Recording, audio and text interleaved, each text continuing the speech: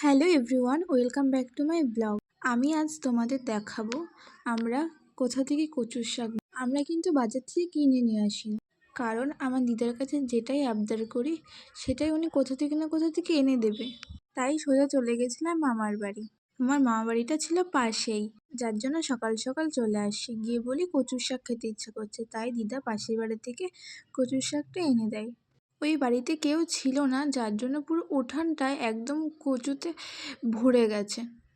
এই বাড়িতে একজন মারা যাওয়ায় তাই এই বাড়িতে কেউ থাকতে পারে না। ওরা সেটা ভয় পায় না, কিন্তু তার ছেলে মারা গেছিল, যার জন্য থাকতে ওনাদের কষ্ট হয়। আর তার সামনেই আমার মামা বাড়ি, আর এটা পেছনে। এখানে লতিও হয়েছিল, আমার দিদা লতিগুলো তুলে নিচ্ছিল, কারণ উনি লতি ভাজা করবে আর আমরা কচুর শাকগুলো নিয়ে যাব। সবাই বলে লতি নাকি গলা চুলকায় রান্না করলে, কিন্তু না, আমার দিদার হাতে যেটাই রান্না করে সেটাই খুব টেস্টি হয়ে যায়। উনি সেমন মশলাও ব্যবহার করেন না, কিন্তু তাও খেতে অনেক টেস্টি হয়ে যায়। যাই হোক, আমরা এই কচুর শাকটা নিয়ে চলে যাব। আর এই যে আমার মা হাতে কচুর শাক, আর আমি ফোনটা নিয়ে ড্যাং ড্যাং করতে করতে এসেছিলাম। বাড়ি গিয়ে এগুলো কেটে ফেলবে। আর ওই যে আমাদের ওখানটায় বাড়ি, যেটা দেখতে পেলে সাদা রঙের। বাড়ি আসতে না আসতেই মা দেখি কচু শাকগুলো নিয়ে কাটতে বসে পড়েছে। আর ওইদিকে সকালের রান্নাও আমাদের কমপ্লিট হয়ে গেছিলো।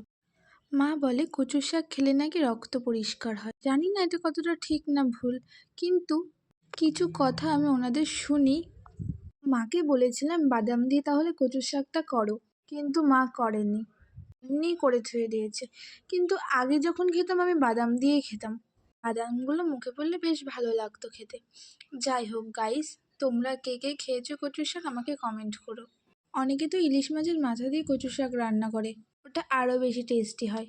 এখানে এটা আমার মেজো জেঠিমা, উনি বলছিল যে শুধু শুধু কচু শাক রান্না করবি, ইলিশ মাছ বাজার থেকে নিয়ে আয়, দিয়ে রান্নাটা কর। যাই হোক, আমরা হাসাহাসি করছিলাম বসে বসে, আর এদিকে মারও কাটা হয়ে যাচ্ছিল। কিছুক্ষণের মধ্যেই দেখি মার আবার কাটাও হয়ে যায় প্রায় কমপ্লিটই। তারপর আবার দেখতে দেখতে দেখি ধোয়াও হয়ে যায়। আর ওদিকে আমি সারাদিন বসে থাকি, শুয়ে থাকি।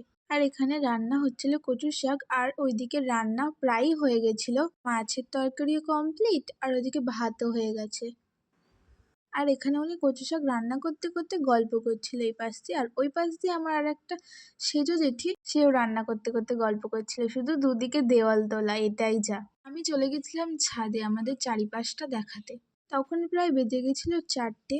সবাই সবার কাজ করতে ব্যস্ত। যে ওই জায়গাটা দেখতে পাচ্ছ, ওখানটায় একটা দাদুর জাল বুনছিল। ওখানে কিছু বয়স্করা তাস খেলছিল। আর এই বাড়িটা হলো আমাদেরই, মানে জ্যাঠাতো কাকাতো বাড়িই বলতে গেলে, ধরতে গেলে। যাই হোক, আর এখানে আমাদের একটা বালাজি লজ আছে, যেটা দেখতে পাচ্ছিল ওখানটায়। তো আমি একটু ব্যালকনিতে গিয়ে দাঁড়িয়েছিলাম কিছুক্ষণ নিজেকে সময়ও দিতে হয়। আমার তো কোনো কাজ নেই, যার জন্য এভাবে দিনটা কেটে যায়। আমরা খাওয়া দাওয়া করার পর আমি আর আমার মা একটা হাতের কাজ নিয়ে বসে। কাজটা করতে প্রায় 4 ঘন্টা লাগে আমাদের, কারণ আমাদের হাতটা সেমন। যাই হোক, আমাদের ব্লগটা কেমন লাগলো জানিও।